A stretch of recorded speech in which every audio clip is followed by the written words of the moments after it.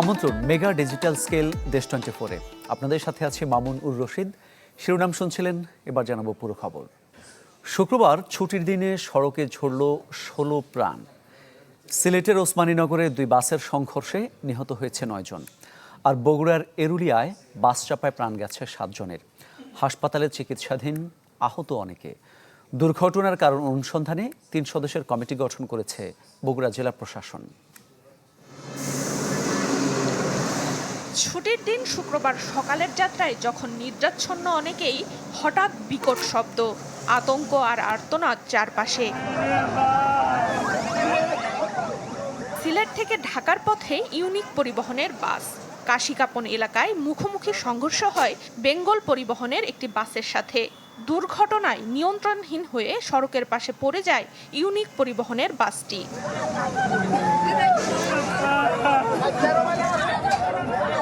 পরে fire service ও পুলিশের উদ্ধার তৎপরতায় একে একে বের করা হয় 7 যাত্রীর মরদেহ। গুরুতর আহতদের নেওয়া হয় উসমানী মেডিকেলে। সেখানে মৃত্যু হয় আরও 2 জনের। হঠাৎ করে একটা আওয়াজ হয়েছে, শব্দ হয়েছে, শুনছি।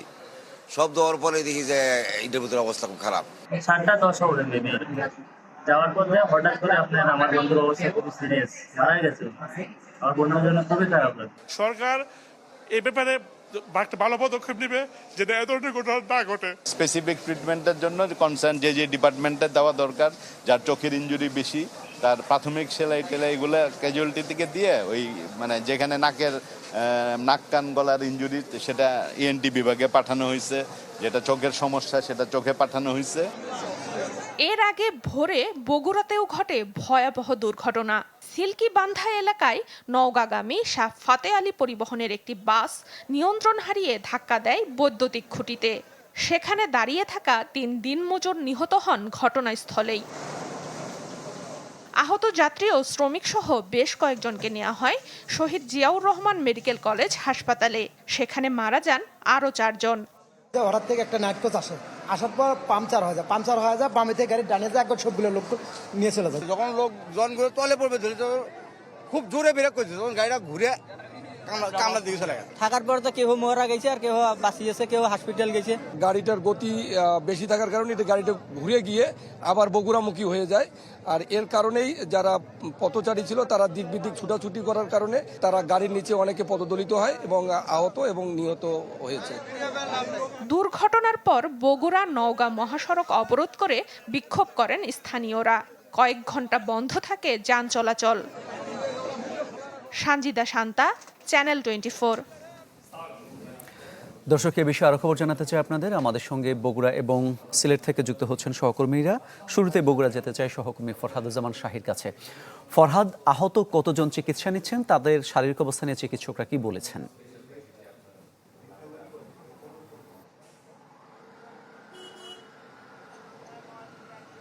এখন আহত আছেন 17 জন। তারা বগুড়া শহীদ জিয়াউর রহমান মেডিকেল কলেজ হাসপাতালে ভর্তি আছে। তাদের মধ্যে যে 2 জনের অবস্থা আশঙ্কাজনক চিকিৎসকরা আমাদেরকে বলেছেন। আরও যে 15 জন আছে সেই 15 জনও কিন্তু গুরুতর আহত। আর সব মিলে তো আপনি বলছিলেন যে মৃত্যুর সংখ্যা মোট 7 জন। তবে আহত হয়েছিল আসলে প্রথমে 3 জন ঘটনাস্থলে মারা যায় এবং পরে কিন্তু আরও 4 জন হাসপাতালে যে মারা যায়। আমরা যদি একটু দেখানোর চেষ্টা করি, আমরা যে রাস্তায় আছি এটি হলো বগুড়া নওগাঁ আঞ্চলিক মহাসড়ক। এই রাস্তা ধরে বাম লেন ধরেই কিন্তু যাচ্ছিল এই শাহ ফাতে আলী পরিবহনের এই বাসটি, কিন্তু এই জায়গাতে এসে হঠাৎ করেই এই বাসটি নিয়ন্ত্রণ হারিয়ে একেবারে সম্পূর্ণ বিপরীত দিকে ঘুরে যে সামনের একটি বৈদ্যুতিক যে পোল আছে সেই পোলে কিন্তু আঘাত করে এবং এই পোলের নিচে দীর্ঘদিন থেকে এই জায়গায় কিন্তু শ্রমিকদের হাট বসে। আসলে এই বিভিন্ন জায়গা থেকে অনেক শ্রমিক এখানে আসেন আসলে শ্রম বিক্রি করার জন্য। এই এলাকার যারা কৃষক আছেন বা বিভিন্ন বাসা বাড়িতে যে সমস্ত কাজের প্রয়োজন হয় সেখানে কিন্তু এই শ্রমিকরা কিন্তু এখানে প্রতিনিয়তই এখানে আসেন এবং একেবারে ভোরে কিন্তু তারা শ্রমের সন্ধানে শ্রম বিক্রি করার জন্য এখানে আসেন। কিন্তু এই জায়গাতে কিন্তু কোনো প্রকার কোনো নিরাপত্তা নাই। এর ফলেই কিন্তু এই দুর্ঘটনা। যারা স্থানীয় যারা আছেন তারা বলছেন যে এই রাস্তাটা আসলে একেবারে সম্পূর্ণ অনিরাপদ একটা রাস্তা। এই অনিরাপদে এই রাস্তার পাশেই একেবারে রাস্তা থেকে মাত্র 5-7 হাত দূরে আসলে এই শ্রমিকদের যে হাটটা বসে এর কারণেই কিন্তু এখানে এই দুর্ঘটনাটা ঘটেছে। এবং শ্রমিকরা যে এখানে যে প্রতিদিন শ্রমিকদের হাট বসে তাদের যে একটা নিরাপত্তার ব্যবস্থা এখানে কিন্তু সেটা স্থানীয় যারা আছেন তারাও করেননি, যেরকম একই সাথে যারা এই সড়ক বিভাগ বা আইন শৃঙ্খলা পরিস্থিতির সাথে যারা জড়িত তারাও কিন্তু এই বিষয়ে কখনো কোনো পদক্ষেপ নেননি।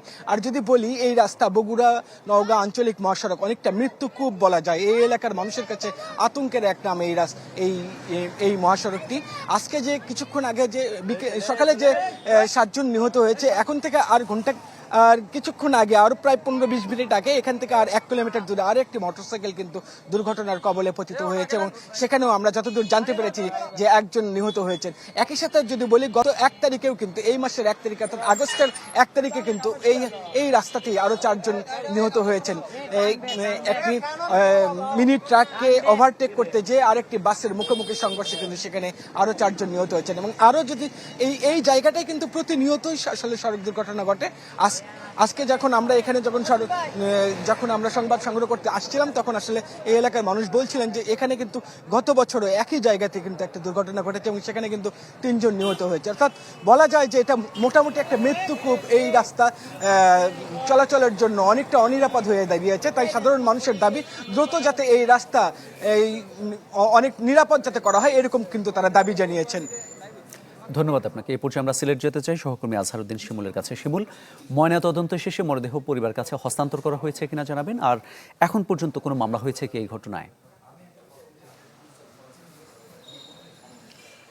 মামুন, দেখুন, শুরুতে বলে রাখি এই দুর্ঘটনায় ইতিমধ্যে 16 জন আহত হয়ে উসমানী মেডিকেল কলেজ হাসপাতালে তারা ভর্তি হয়েছিলেন। এর মধ্যে প্রতিমধ্যে 2 জন মারা যান এবং হাসপাতালের পরিচালক আমাদেরকে নিশ্চিত করেছেন যে 14 জন এখন পর্যন্ত আহত অবস্থায় হাসপাতালের বিভিন্ন ইউনিটে তারা ভর্তি রয়েছেন এবং কয়েকজন শঙ্কামুক্ত রয়েছেন এবং যারা সবচেয়ে বেশি ইনজুর্ড তাদেরকে বিভিন্ন ইউনিটে ভর্তি করা হয়েছে। এবং যিনি রয়েছেন পরিচালক হাসপাতালে তিনি বলছেন কোনোভাবেই সেবার কোনো ত্রুটি হবেন না।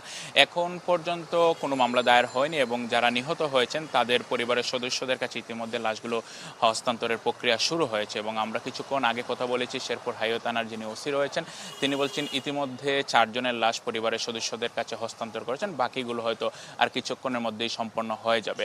জানিয়ে রাখি যে ঘটনার সূত্রপাত মূলত সকাল 7টা থেকে 7টা 15 মিনিটের মধ্যে সিলেটের উসমানীনগর এলাকায় এই দুর্ঘটনা ঘটে এবং সিলেট থেকে 6টা 15 মিনিটে ইউনিক পরিবহনের যে যাত্রীবাহী বাস তা কিন্তু ঢাকার দিকে যাচ্ছিল এবং ঢাকা থেকে সিলেটগামী একটি বাস আসছিল বেঙ্গল পরিবহনের। 2টি বাসেরই কিন্তু মুখোমুখি সংঘর্ষ এবং তৎক্ষণাৎ 7 জন মারা যান এবং বাকি যে 2 জন আহত অবস্থায় ছিলেন তারা সহ মোট 9 জন মারা যান। এবং আমরা দেখেছি যারা আহত রয়েছেন এবং নিহত রয়েছেন তাদেরকে দেখতে সিলেট ওসমানী মেডিকেল কলেজ হাসপাতালে কিছুক্ষণ আগেও সিলেটের যিনি জেলা প্রশাসক রয়েছেন আব্দুল্লাহ মামুন তিনি আসছেন এবং তিনি গণমাধ্যমের সাথে কথা বলেছেন। তিনি বলেছেন যারা আহত হচ্ছেন তাদেরকে সুচিকিৎসার জন্য নির্দেশনা দেওয়া হয়েছে হাসপাতাল কর্তৃপক্ষকে এবং একই সাথে যারা নিহত হয়েছেন তাদেরকে লাশ তাদের মরদেহ দাফন কাফনের জন্য প্রত্যেক পরিবারকে আর্থিক সহযোগিতা করা হবে বলেও তিনি আমাদেরকে জানিয়েছেন। জানিয়ে রাখি যে ঢাকা সিলেট মহাসড়কে প্রায়ই বড় বড় দুর্ঘটনা ঘটে। এর আগে গত মে মাসেও ডিআই পিকআপের একটি যাত্রীবাহী বাসের সাথে সংঘর্ষে ঘটনাস্থলেই 8 জন মারা যান এবং যারা সচেতন নাগরিকরা রয়েছেন তারা বলছেন এই সড়কে যারা চালকরা রয়েছেন তারা একটু ফাঁকা পেলেই বেপরোয়াভাবে তারা গাড়ি চলাচল করেন। এখান থেকে তাদেরকে বেরিয়ে আসতে হবে, ধীরে সুস্থিরে তারা যাতে গাড়ি চালান সেটা তারা প্রত্যাশা করেছেন। মামুন, সব মিলে আমার কাছে এই ছিল সিলেট থেকে সবশেষ। ধন্যবাদ আপনাকে। সিলেট এবং বগুড়া থেকে জানাচ্ছিলেন সহকর্মীরা। ময়মনসিংহের গফরগাঁওয়ে জামালপুর কমিউটার ট্রেনের লাইনচ্যুত 4টি বগি উদ্ধার করা হয়েছে। এতে 6 ঘন্টা পর স্বাভাবিক ঢাকা ময়মনসিংহ রুটে ট্রেন চলাচল। রেলওয়ে পুলিশ জানায় সকালে ঢাকা যাচ্ছিল জামালপুর কমিউটার ট্রেন। গফরগাঁও স্টেশনে প্রবেশের আগে ইঞ্জিনের পর 4টি বগি বিকট শব্দে লাইনচ্যুত হয়। আতঙ্কে সবাই নেমে পড়েন ট্রেন থেকে। খবর পেয়ে ঘটনাস্থলে গিয়ে লাইনচ্যুত বগিগুলো উদ্ধার করে রিলিফ ট্রেন।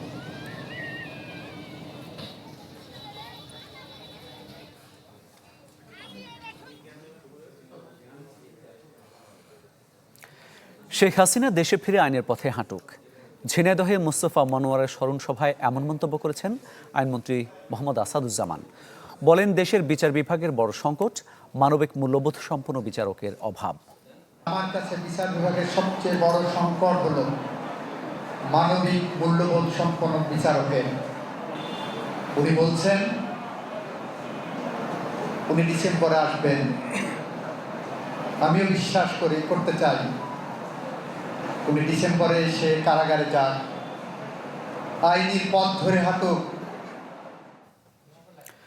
কার্যক্রম নিষিদ্ধ আওয়ামী লীগ মাঝে মধ্যে উঁকি ঝুঁকি দিলেও দেশের মানুষ তাদের গ্রহণ করবে না, কারণ তাদের মধ্যে কোনো অনুশোচনা নেই। এমন মন্তব্য করেছেন স্বরাষ্ট্রমন্ত্রী সালাউদ্দিন আহমেদ। সকালে কক্সবাজারে 500 শয্যার মেডিকেল কলেজ হাসপাতালের ভিত্তিপ্রস্তর উদ্বোধন শেষে সাংবাদিকদের এসব কথা জানান মন্ত্রী। তিনি আরও বলেন, রোহিঙ্গা ক্যাম্প এবং টেকনাফের নিরাপত্তা জোরদারে সেনাবাহিনীর ক্যাম্প নির্মাণ সহ নানা পরিকল্পনা নেওয়া হচ্ছে। কক্সবাজারবাসীর জন্য 237 কোটি টাকা ব্যয়ে মেডিকেল কলেজের পাশে এই হাসপাতালটি নির্মাণ করা হচ্ছে, যার কাজ শেষ হবে 2027 সালে।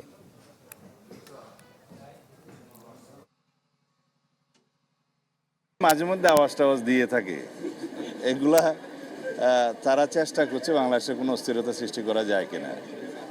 এগুলা বাংলাদেশের মানুষ কখনো গ্রহণ করবে না। যারা গণহত্যা এবং মানবতা বিরোধী অপরাধের দায়ী, যে জন্য তাদের কোনো অনুশোচনা নাই, বাংলাদেশের মানুষের সামনে ক্ষমা প্রার্থনা করে নাই, তাদের কোনো রাজনীতি বাংলাদেশের মানুষ এলাও করবে না কখনো। বাংলাদেশের মানুষ তাদেরকে এই দেশে রাজনীতি করার কোনোদিন কোনো অনুমতি দিবে না। তারা বিদেশ থেকে মাঝে মধ্যে উকিঝুঁকি দিতে পারে, চিৎকার করতে পারে, এগুলো আমরা মনোযোগ দিচ্ছি না। জিওসি সাহেব পরীক্ষা করে দেখবেন, আমরা তাকে অনুরোধ করেছি এবং সরকারি পর্যায়ে সেনাবাহিনীকে আমরা অনুরোধ করব সেই সমস্ত জায়গায় ক্যাম্প স্থাপন করলে এই যে অপহরণের মতো ঘৃণিত অপরাধগুলো দমন করা যাবে বা হ্রাস করা যাবে। আওয়ামী লীগের আর রাজনীতিতে ফেরার সুযোগ নেই। তারা অসংখ্য মায়ের বুক খালি করেছে, কিন্তু ক্ষমা চায়নি। বাগেরহাটে মতবিনিময় সভায় এসব কথা বলেন বিরোধী দলীয় নেতা ও জামায়াত আমির ডাক্তার শফিকুর রহমান। দাবি জানান গণহত্যাকারীদের সাজা বাস্তবায়নের। আমরা মনে করি না এখন তারা রাজনীতিতে আসার উপযুক্ত, কারণ এই দেশের রাজনীতিকে তারাই হত্যা করেছে। তারা সন্ত্রাসের রাজত্ব কায়েম করেছে, অসংখ্য মায়ের বুক খালি করেছে, অসংখ্য মানুষ গুম হয়েছিল, গুম হওয়া মানুষদের সকলে ফিরে আসেনি। এই অবস্থায় আওয়ামী লীগ আবার রাজনীতিতে চলে আসবে যে কোনো তুলসপথ লেগে, এটাই তাদের জন্য। কে এক দফার ঘোষণা দিয়েছে এসব ক্রেডিটবাজি করার সুযোগ নিয়ে ফেরারি আসামি দিল্লিতে বসে ষড়যন্ত্র করার সাহস দেখাচ্ছে। সকালে চট্টগ্রামে এক আলোচনা সভায় এমন মন্তব্য করেন ভূমি ও পার্বত্য চট্টগ্রাম বিষয়ক প্রতিমন্ত্রী ব্যারিস্টার মীর মোহাম্মদ হেলাল উদ্দিন। বাংলাদেশের এক ফেরারি আসামি, ফাঁসির সাজাপ্রাপ্ত আসামি ভারতে বসে নির্লজ্জভাবে দেশে অস্থিতিশীল করার জন্য প্রেস কনফারেন্স করেছে। বাংলাদেশের পররাষ্ট্র মন্ত্রণালয় থেকে সাথে সাথে খুবই কঠোর ভাষায় প্রতিবাদ জানানো হয়েছে। এই বাংলাদেশের জন্য আমরা যুদ্ধ করেছি। আর কোনো দাবেদারি চলবে না, আর কোনো খবরদারি চলবে না বাংলাদেশের উপর। এবার বাংলাদেশ চলবে একটি নীতি মাথায় নিয়ে, সেটা হচ্ছে সবার আগে বাংলাদেশ। ধীরে ধীরে স্বাভাবিক হচ্ছে সিএনজি স্টেশনের গ্যাস সরবরাহ, তবে বাসাবাড়ির গ্যাস নিয়ে ভোগান্তির নিরসন হয়নি এখনও। আরও জানাতে গাজীপুর থেকে যোগ দিচ্ছেন সহকর্মী রফিকুল ইসলাম খান। রফিক, আগের তুলনায় গ্যাসের চাপ বেড়েছে কতটা এবং মানুষের দুর্ভোগ কতটা কমেছে? মামুন, গেল 2 সপ্তাহের তুলনায় আজকে এবং গতকাল কিন্তু আমরা দেখেছি সিএনজি স্টেশন, বিভিন্ন সিএনজি স্টেশনগুলোতে কিন্তু প্রেসার সেটি কিন্তু অনেকটাই স্বাভাবিক রয়েছে। আমরা এই মুহূর্তে যে সিএনজি স্টেশনটিতে রয়েছি, এই সিএনজি স্টেশনে মূলত যে সিএনজি মেশিন রয়েছে সেখানে কিন্তু আমরা দেখছি 200-র উপরে গ্যাসের চাপ রয়েছে সেই মিটারে দেখা যাচ্ছে। তো আমরা গেল 2 সপ্তাহ কিন্তু দেখেছি সেটি 100 কিংবা 100 নিচে ছিল। তো সিএনজি স্টেশনের যারা কর্মকর্তা রয়েছেন তারা যেটি বলছেন 200-র কাছাকাছি কিংবা 150-র মতো থাকলে কিন্তু সেটি স্বাভাবিক গ্যাস সরবরাহ, সেটি কিন্তু বলা যায়। তো অন্যদিকে আমরা যতটুকু জানতে পেরেছি যে তিতাসের সঞ্চালন লাইন রয়েছে সেই লাইনেও কিন্তু গ্যাসের সরবরাহ বেড়েছে। তাছাড়া আজকে শুক্রবার হওয়ার কারণে যে সকল শিল্প কারখানার বন্ধ রয়েছে, এই সমস্ত কারণে কিন্তু এমনিতেই গ্যাসের চাপ বেশি রয়েছে। আর যে সমস্ত সিএনজি স্টেশন রয়েছে সবগুলো সিএনজি স্টেশনে কিন্তু যে সমস্ত যানবাহন আছে সবগুলো যানবাহনে কিন্তু নিরবিচ্ছিন্নভাবে গ্যাস নিতে পারছে, অর্থাৎ লম্বা কোনো লাইন নেই। আমরা গত কয়েক সপ্তাহে যেরকম দেখেছি লম্বা লাইন ছিল, আজকে সবগুলো সিএনজি স্টেশনই ফাঁকা রয়েছে। মাঝে মধ্যে 2-3টে করে গাড়ি আসছে, সেইগুলো গাড়ি কিন্তু গ্যাস দিচ্ছে এবং গ্যাস নিয়ে যাচ্ছে। তো আসলে যে কাল থেকে এবং আজকে যে গ্যাসের স্বাভাবিক পরিস্থিতি রয়েছে, এমন যদি স্বাভাবিক পরিস্থিতি থাকে তাহলে আর কোনো সমস্যা হবার নয়। আপনি জানেন যে গ্যাসের সমস্যার কারণে গাজীপুরে কিন্তু প্রায় 20% শিল্প কারখানা বন্ধ রয়েছে। এই সমস্ত শিল্প কারখানা কিন্তু আগামী রবিবার থেকে শুরু হবে। এখন সকলের দাবি যেন গ্যাস স্বাভাবিকভাবে গ্যাসের লাইনে গ্যাস থাকে, এটি এখন সবার চাওয়া। এই ছিল গাজীপুর থেকে সর্বশেষ। মামুন, ধন্যবাদ আপনাকে। গাজীপুর থেকে জানাচ্ছিলেন সহকর্মী রফিকুল ইসলাম খান। মেহেরপুরের গাংনীর ধলা সীমান্ত দিয়ে 5 জনকে পুশ ইন চেষ্টা প্রতিহত করেছে বর্ডার গার্ড বাংলাদেশ বিজিবি। ভোরে ধলা সীমান্তের আন্তর্জাতিক সীমানা পিলার 135/4S এর কাছ দিয়ে একজন নারীসহ 5 জনকে ঠেলে পাঠানোর চেষ্টা করে ভারতীয় সীমান্তরক্ষী বাহিনী বিএসএফ। তবে রাত থেকেই কড়া অবস্থান নেয় বিজিবি। শূন্যরেখা পার হতে চাইলে স্থানীয়দের সহায়তায় তাদের আটকে দেওয়া হয়। বর্তমানে তারা ভারতীয় ভূখণ্ডে অবস্থান করছে। সীমান্তে বাড়ানো হয়েছে নজরদারি।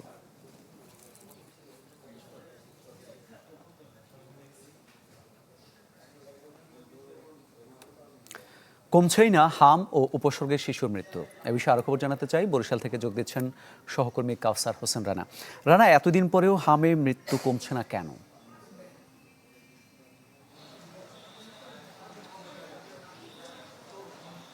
হ্যাঁ মামুন, আপনি যেমনটি বলছিলেন যে কমছেই না হামের প্রকোপ, বরিশালেও কিন্তু একই অবস্থা।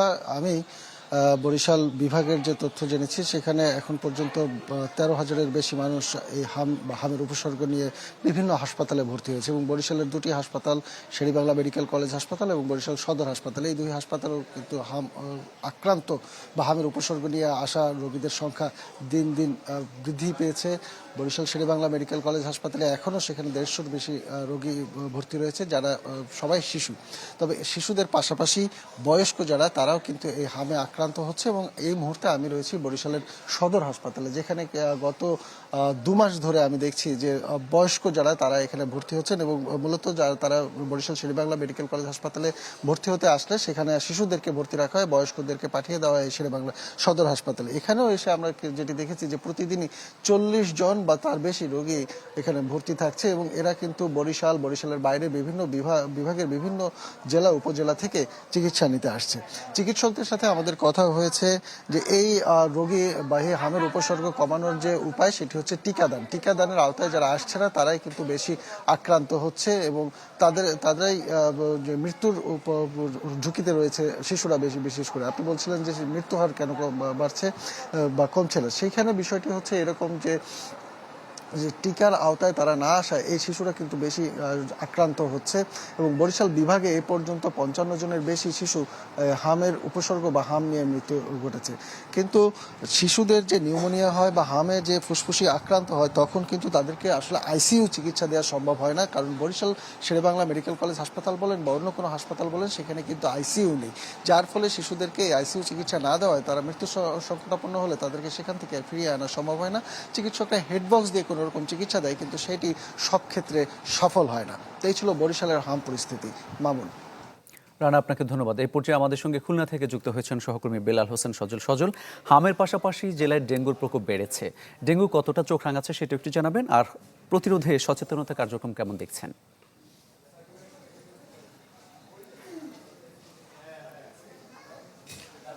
মামুন, ডেঙ্গুর প্রকোপ সেটি কিন্তু প্রতিনিয়ত বাড়ছে এবং সেটি উদ্বেগের আকারে কিন্তু ধারণ করছে। আমরা দেখছি যে খুলনা বিভাগের বিভিন্ন হাসপাতালেই কিন্তু প্রতিদিন প্রায় গড়েই বলা যায় 70 থেকে 80 জন রোগী ভর্তি হচ্ছেন। গতকালকের যে তথ্য রয়েছে স্বাস্থ্য অধিদপ্তরে সেখানে বলা হয়েছে 24 ঘন্টায় 107 জন রোগী বিভাগের বিভিন্ন হাসপাতালে ভর্তি হচ্ছেন। এর মধ্যে খুলনায় সব থেকে পরিস্থিতি ভয়াবহই বলা যায়। এই মুহূর্তে আমরা আছি খুলনা যে সদর হাসপাতাল, এখানে মাত্র 16টি শয্যা রয়েছে। সেই 16 শয্যার বিপরীতে আজকে রোগী ভর্তি আছে 33 জন। এই 33 জন রোগীর মধ্যে 27 জনই ডেঙ্গু রোগে আক্রান্ত এবং এদের বেশিরভাগই হচ্ছে খুলনা শহরের আশপাশের বা শহরের মধ্যে চিকিৎসকরা সেটি বলছেন এবং অবস্থা একেবারে যে নাজুক অবস্থা তারা কিন্তু হাসপাতালগুলোতে আসছেন এবং যেটি বলা হচ্ছে যে শরীরে জ্বর, হাঁটুতে ব্যথা বা কাঁপুনি, সেই রোগের যে লক্ষণ সেগুলো নিয়ে কিন্তু আসছেন এবং সিটি কর্পোরেশন যেটি বলছেন যে প্রতিনিয়ত যে মশক নিধন কার্যক্রম সেটি কিন্তু অব্যাহত আছে। তবে যেটি স্থানীয়রা বলছেন এবছর তাদের যে মৎস্য জন্য কার্যক্রম প্রায় 4.5 কোটি টাকার বাজেট কিন্তু রেখেছে এবং হসপিটালের পক্ষ থেকে বলা হচ্ছে যে 31টি ওয়ার্ডের জন্য প্রায় 57টি ফগার মেশিন এবং 83 জন যে হ্যান্ড স্প্রে দিয়ে প্রতিনিয়ত কিন্তু মৎস্য জন্য কার্যক্রম করেছে। তবে আমরা দেখছি যে নদীর যে লক্ষণ সেটি কিন্তু প্রতিনিয়ত কিন্তু ভয়াবহ হচ্ছে। মেডিকেল দেশ জুড়ে হামের পাশাপাশি বেড়েছে ডেঙ্গুর প্রকোপ। এ নিয়ে জানাতে আমাদের সঙ্গে খুলনা এবং বরিশাল থেকে যুক্ত হয়েছিলেন সহকর্মীরা। নারায়ণগঞ্জের বন্দরে একটি বাড়িতে গ্যাস লাইনের লিকেজ থেকে আগুন লেগে একই পরিবারের 3 জন দগ্ধ হয়েছেন। তাদের জাতীয় বার্ন অ্যান্ড প্লাস্টিক সার্জারি ইনস্টিটিউটে ভর্তি করা হয়েছে। স্বজনরা জানান, চাপাতলি ইটেরপুল এলাকায় গ্যাস লাইনের লিকেজ থেকে ভাড়াটিয়া মাইদুলের ঘরে গ্যাস ছড়িয়ে পড়ে। ভোরে মাইদুল লাইটার জ্বালালে বিকট শব্দে বিস্ফোরণ হয়, আগুন ধরে যায় পুরো ঘরে। এতে দগ্ধ হন মাইদুল, তার স্ত্রী বিউটি ও 8 বছরের সন্তান মারুফ। চিকিৎসকরা জানান, তাদের 3 জনের অবস্থায় আশঙ্কাজনক। সবার শরীর 80 থেকে 90 ভাগ পুড়ে গেছে। ওই বাড়ির গ্যাস লাইন অবৈধ ছিল বলে অভিযোগ স্থানীয়দের।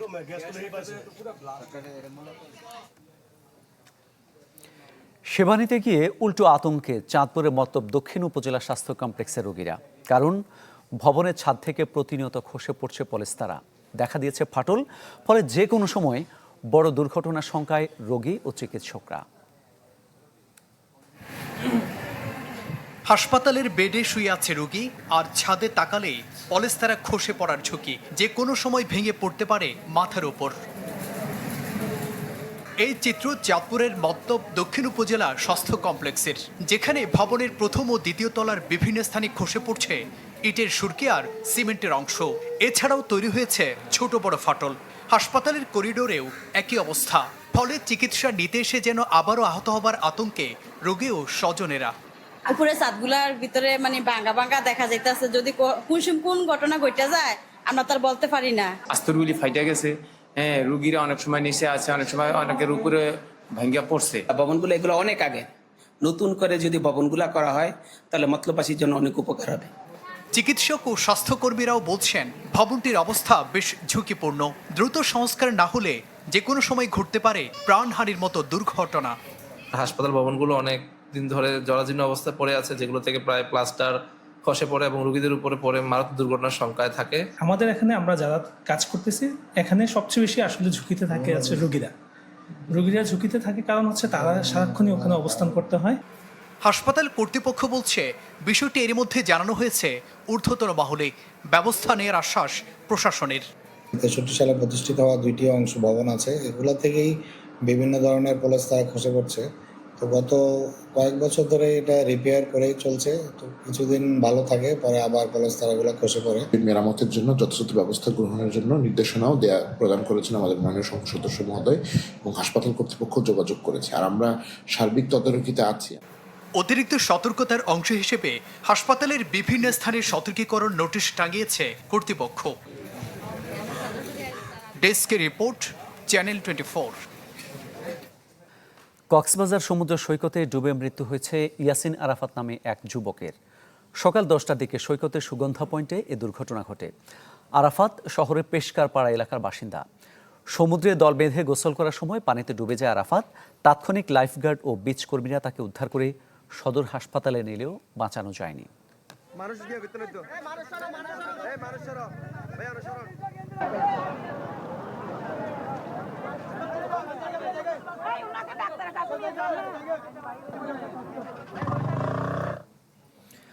ছুটিতে কক্সবাজার সমুদ্র সৈকতে পর্যটকদের ভিড় যেমন বেড়েছে, তেমনি নিরাপত্তা ব্যবস্থারও ঘাটতি রয়েছে। এ নিয়ে আরও খবর জানাবো আপনাদের। যোগ দিচ্ছেন সহকর্মী আজিম নিহাদ। আজিম, এই ছুটিতে কক্সবাজারে পর্যটকদের উপস্থিতি কেমন দেখছেন, আর তাদের নিরাপত্তায় প্রশাসন কি উদ্যোগ নিয়েছে? বিশেষ করে কয়েকদিন আগে প্যারাসেলিং করতে গিয়ে এক পর্যটক নিহত হওয়ার পর থেকে মূলত নিরাপত্তার বিষয়টি আবারও সামনে চলে এসেছে।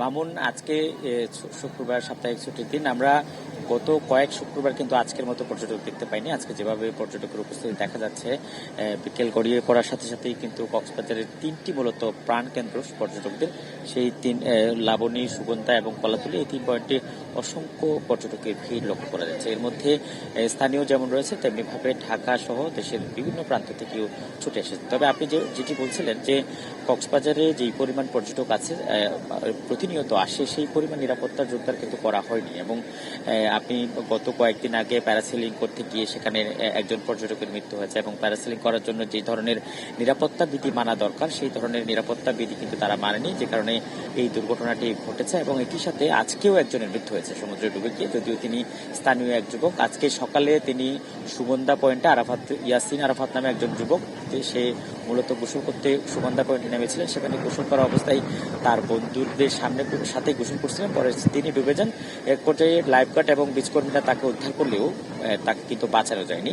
এবং বর্ষা মৌসুমে সবচেয়ে বেশি সমস্যা যেটি হয়, রিপ কারণ অর্থাৎ গুপ্তখালের মতো কিছু ক্যানেল তৈরি হয়, সেই ক্যানেলের মধ্যে পড়ে গেলে অনেক সময় অনেক পর্যটক হার্ট অ্যাটাক হয়ে যায়, ফলে এই ধরনের দুর্ঘটনাগুলো ঘটে যায় এবং সেখানে তারা নিঃশ্বাস না পেয়ে অনেক সময় মারা যায়। ফলে বর্ষাকালে গোসল করার সময় লাইফগার্ডের যে নির্দেশনাগুলো আছে সেই নির্দেশনাগুলো মেনে চলা অত্যন্ত জরুরি। কারণ এই সময়টাতে সবচেয়ে বেশি গুরুত্বপূর্ণ সেটি হচ্ছে রিপ কারেন্ট তৈরি হয় এবং রিপ কারেন্ট তৈরি হওয়ার কারণে যে নিরাপত্তা ব্যবস্থাগুলো থাকে সেগুলো অনেকাংশেই সংকটাপন্ন হয়ে যায় এবং তাদের যেই পরিমাণ পর্যটক সেই পরিমাণ লাইফগার্ড কিন্তু তাদের থাকে না।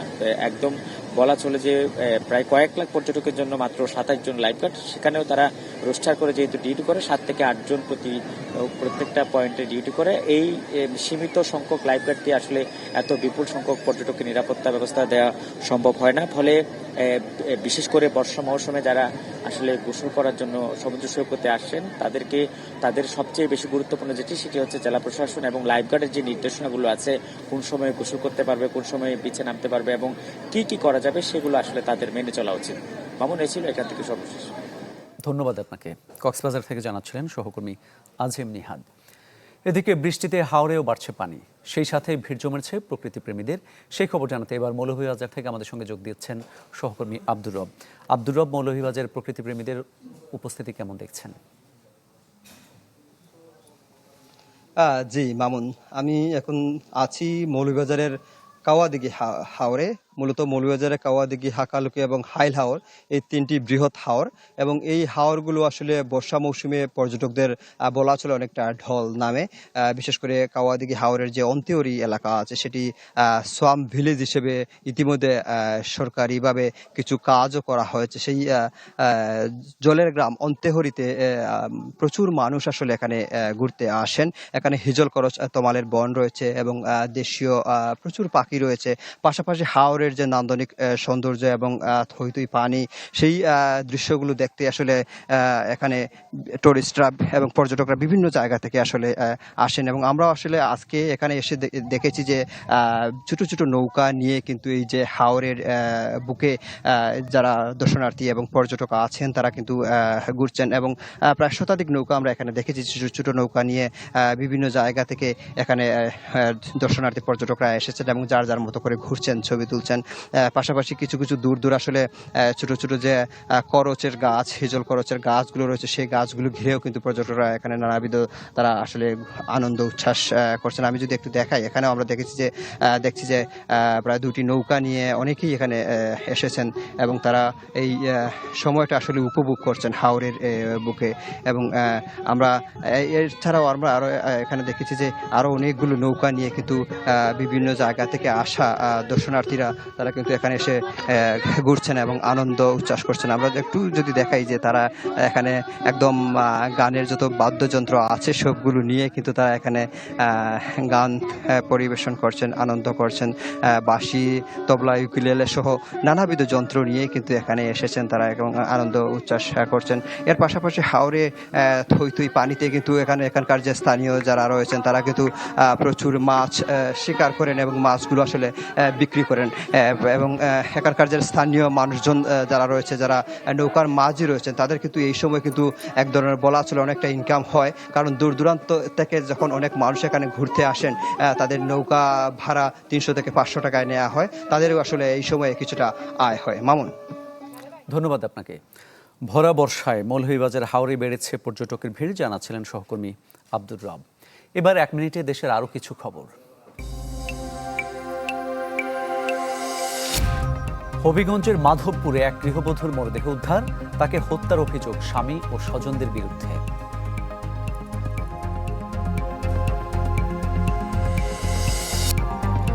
মাগুরায় মসজিদের ছাদে বিদ্যুৎ স্পৃষ্ট হয়ে একজনের মৃত্যু, তাবলিগ জামায়াতের সদস্য ছিলেন তিনি।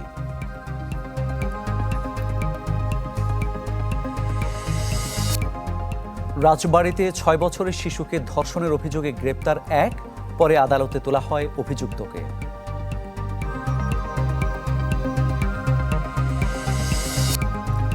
ফেনীর সীমান্ত এলাকায় অভিযান চালিয়েছে বিজিবি, উদ্ধার করা হয় বিপুল ভারতীয় গাঁজা।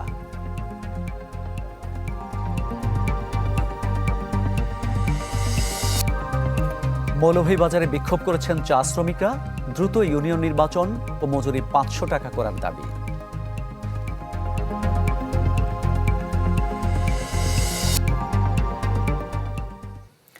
এই ছিল মেগা ডিজিটাল স্কেল দেশ 24-এ। এতক্ষণ সাথে থাকার জন্য সবাইকে ধন্যবাদ।